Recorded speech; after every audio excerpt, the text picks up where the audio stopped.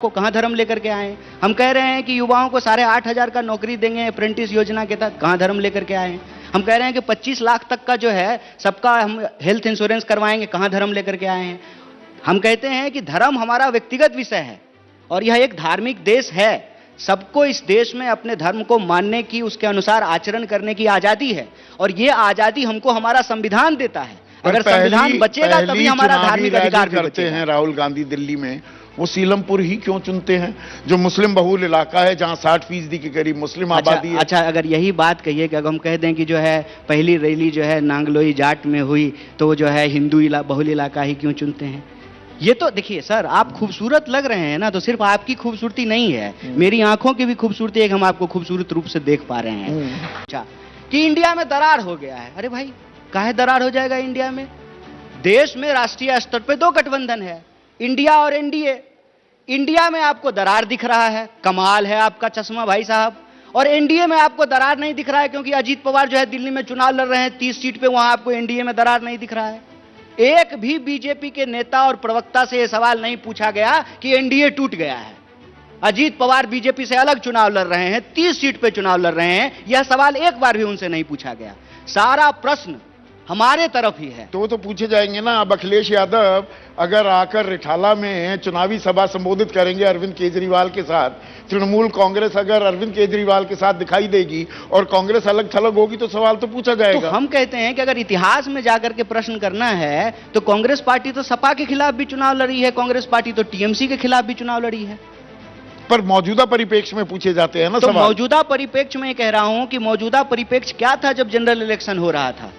वो general election था। देश में 3 स्तर का चुनाव होता है, जनरल इलेक्शन होता है, असेंबली का इलेक्शन होता है और लोकल बॉडी इलेक्शन होता है। कई बार ऐसा होता है कि आप जिस पार्टी के साथ असेंबली का चुनाव लड़ते हैं, लोकल बॉडी जो आप अलग अलग लड़ते हैं। कई बार ऐसा होता है कि आप जनरल इलेक्शन जिस पार्टी के साथ चुनाव लड़ते हैं, असेंबली इलेक्शन अलग अलग लड़ते हैं। पता नहीं कांग्रेस के अंदर अगर गलती नहीं भी है ना, तो मैग्नीफाइंग ग्लास लेकर के गलती ढूंढना है, क्योंकि आसान है, विपक्ष में मैग्नीफाइंग जेल ग्लास नहीं की जरूरत नहीं पड़ती, कुछ चीजें तो नहीं भेज सकते हैं, सीबीआई नहीं भेज सकते हैं, तो मैग्नीफाइंग लेकर ग्लास कुछ बातें ढूंढ रहे हैं। मैग्नीफाइंग ग्लास की जरूरत ही नहीं पड़ती, कुछ बातें तो साफ दिखती हैं जी। आपके जो बड़े बड़े नेता हैं, अरविंदर सिंह लवरी प्रदेश अध्यक्ष भी रहे, एक बार नाराज होकर गए, फिर वापस आए, फिर चले गए, राजकुमार चौहान छोड़ गए। जो तमाम बड़े दिग्गज आपके नेता हैं वो दिखाई नहीं दे रहे हैं अब कांग्रेस के साथ। अच्छा, तो जो चले ही गए वो अब हमारे नेता कैसे रहे? हाँ। पर वही सबसे बड़े चेहरा थे कि नहीं थे? हमारी ये तो मैं गलत नहीं कह रहा हूं। जो चले ही गए वो हमारे नेता कैसे रहे? वो तो अब बीजेपी के नेता हैं। हाँ। और बीजेपी में कौन नेता है सबको पता है। मैं तो कहता हूं बीजेपी में जब जेटली जी थे तो 3 लोगों की सरकार थी, न 2.5 लोगों की सरकार थी। जब से जेटली जी चले गए अब तो 2 ही लोगों की सरकार है।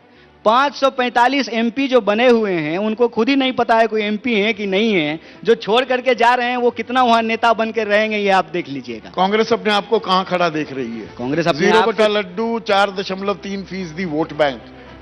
मतलब क्या आप इस बात से खुश हो जाएंगे? 100% जी हमने इजाफा कर दिया, 8% वोट बैंक कर दिया अपना। आप साहिर लुधियानवी का वो गाना सुने हैं? तो सुनाइए ना। मैं जिंदगी को उस मुकाम पे लाता चला गया, हर फिक्र को धुएं में उड़ाता चला गया, धुआं तो वैसे ही बहुत धुआं तो दिल्ली महसूस हो जहां। हाँ। मैं दिल को उस मुकाम पे लाता चला गया।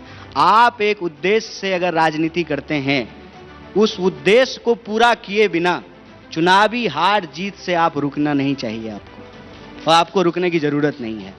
और हमारा उद्देश्य यह है कि देश की राजनीति में देश के लोगों का सवाल केंद्र में हो। राजनीतिक बहस वो विमर्श हमेशा लोगों की बुनियादी सवाल के आधार पर होना चाहिए और वो करने की हम कोशिश कर रहे हैं। सीटें कितनी? सीटें जितनी हो जाए। हम तो यही कहेंगे दिल्ली की जनता से, जो सरकार बनवा दीजिए हमारे बीच जो है राघव जी हैं, हम इनसे भी कहेंगे कि इस बार कांग्रेस पार्टी को वोट कीजिए, अपील करेंगे। हाँ। हम जिस पार्टी के कार्यकर्ता हैं, जिस पार्टी के लिए काम करते हैं, हम तो चाहेंगे उसकी सरकार बने, लेकिन वोट देना तो जनता के हाथ में है। हाँ। जनता 5 तारीख को वोट देगी, वो काउंटिंग होगा, 8 तारीख को तो सरकार बनेगी। क्यों दिख रहे हैं लोग? तो ताल ठोकते घूमते हैं।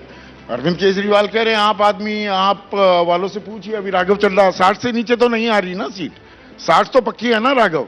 ये देखिए सीधा बोल रहे हैं 60। तो वो क्या कहेंगे कि हमको नहीं आ रहा है? तो आपकी कितनी आ रही है? हम तो वही तो पूछना चाह रहे हैं।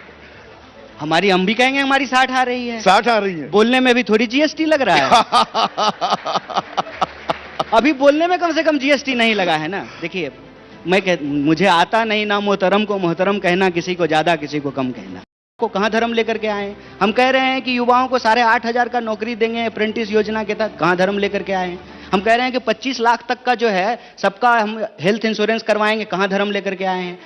हम कहते हैं कि धर्म हमारा व्यक्तिगत विषय है और यह एक धार्मिक देश है।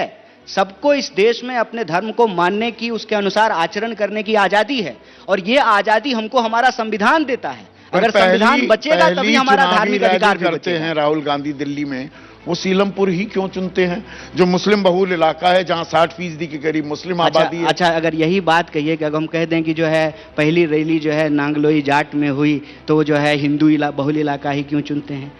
ये तो देखिए सर, आप खूबसूरत लग रहे हैं ना, तो सिर्फ आपकी खूबसूरती नहीं है, मेरी आंखों की भी खूबसूरती है कि हम आपको खूबसूरत रूप से देख पा रहे हैं। तो आप देखिए कि सर आपका चश्मा ठीक से देख पा रहा है ना, क्योंकि यह बात तो पलट करके बोली जा सकती है ना कि आप हिंदू बहुल इलाके में ही क्यों कर रहे हैं, क्यों हम हिंदू मुसलमान कर रहे हैं, दलित क्यों कर रहे हैं? और सर डिजिटल फिर दलित इलाकों में भी ऐसे पर्चे बट रहे हैं कि ये दलित विरोधी हैं, ये आपके हक मार लेंगे। सर भारत जो है चांद पे चला गया। परंपरागत वोट बैंक पर जो आप कह रहे हैं कि वोट बैंक की राजनीति नहीं कर रहे, वही तो आप कर रहे हैं। नहीं नहीं, बिल्कुल नहीं कर रहे हैं। हम आपके सामने खड़ा होकर के कह रहे हैं कि भाई धर्म के नाम पे वोट नहीं दीजिए, प्रत्यक्षम किम प्रमाणम, आपके सामने बोल रहे हैं। आप अपने जो है सुरक्षा के लिए वोट दीजिए, आप अपनी समृद्धि के लिए वोट दीजिए, आप अपनी प्रगति के लिए वोट दीजिए, आप अपने बच्चों के भविष्य के लिए वोट दीजिए।